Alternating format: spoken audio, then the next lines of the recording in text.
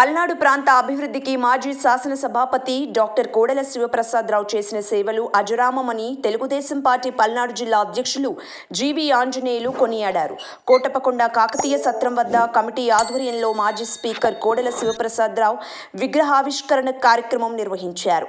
ముఖ్య అతిథులుగా ఎంపీ లావు శ్రీకృష్ణదేవరాయలు, పల్నాడు జిల్లా టీడీపీ అధ్యక్షులు జీవి ఆంజనేయులు, నర్సరావుపేట ఇన్ఛార్జ్ చెదలవాడ అరవింద్ బాబు, కోడెల శివరాం పాల్గొని విగ్రహావిష్కరణ గావించారు. పల్నాడు ప్రాంత అభివృద్ధికి మంత్రిగా, శాసన సభాపతిగా డాక్టర్ కోడెల శివప్రసాదరావు అందించిన సేవలను గుర్తు చేసుకున్నారు.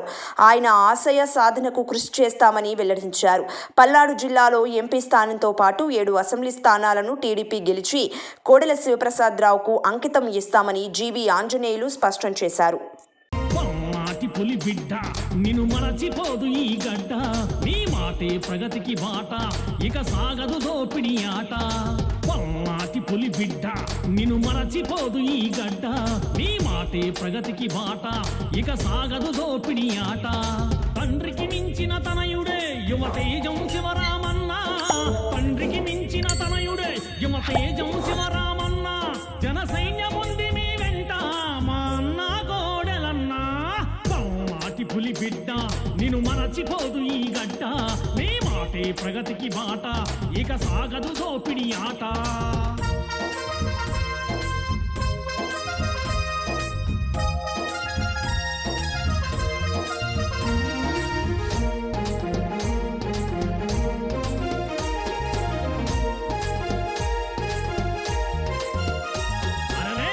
వచ్చినా గెలుపు వచ్చినా ప్రజాసేవను మరువలేదుగా,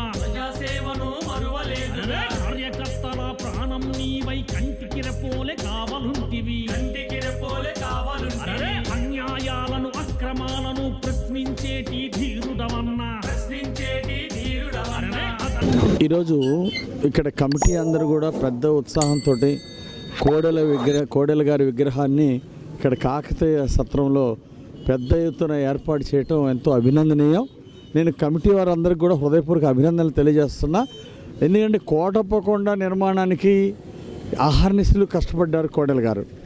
ఈరోజు ఇంత పెద్ద క్షేత్రాన్ని ఆయన గొప్పగా తీర్చిదిద్దారంటే దానికి కారణం కోడెల శివప్రసాద్ గారు, తెలుగుదేశం పార్టీ ప్రభుత్వం ఆ రోజు.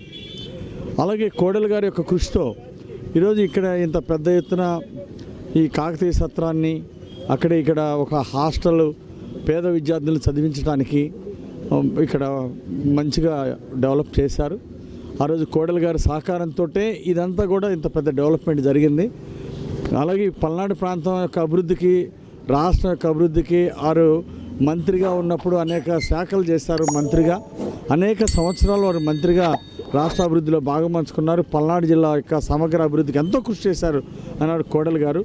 అలాంటి కోడెల గారి విగ్రహాన్ని ఇక్కడ ఏర్పాటు చేయడం ఎంతో సముచితం, మా అందరికీ సంతృప్తి. ఈరోజు వారి విగ్రహావిష్కరణ కార్యక్రమంలో పాల్గొన్నందుకు మాకు చాలా సంతృప్తి, ఆనందంగా ఉంది. తప్పనిసరిగా భవిష్యత్తులో కోడెల గారి ఆశయాల్ని తెలుగుదేశం పార్టీ సాధిస్తుంది.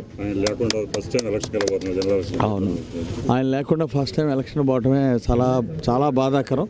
ఇప్పుడు కోడెల గారు ఉంటే మా పార్టీకి ఎంతో కొండంత అండ.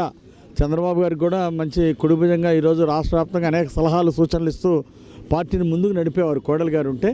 ఈరోజు వారు లేకపోవడం మాకు చాలా లోటు, తెలుగుదేశం పార్టీకి తీరని లోటు కోడెల గారు లేకపోవటం. వారు లేకుండా మొదటి సంవత్సరం ఎలక్షన్ వెళ్తున్నాం.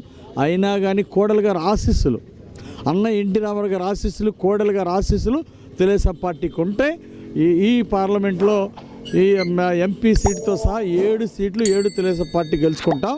కోడెల గారికి ఘనమైన నివాళులు అర్పిస్తాం.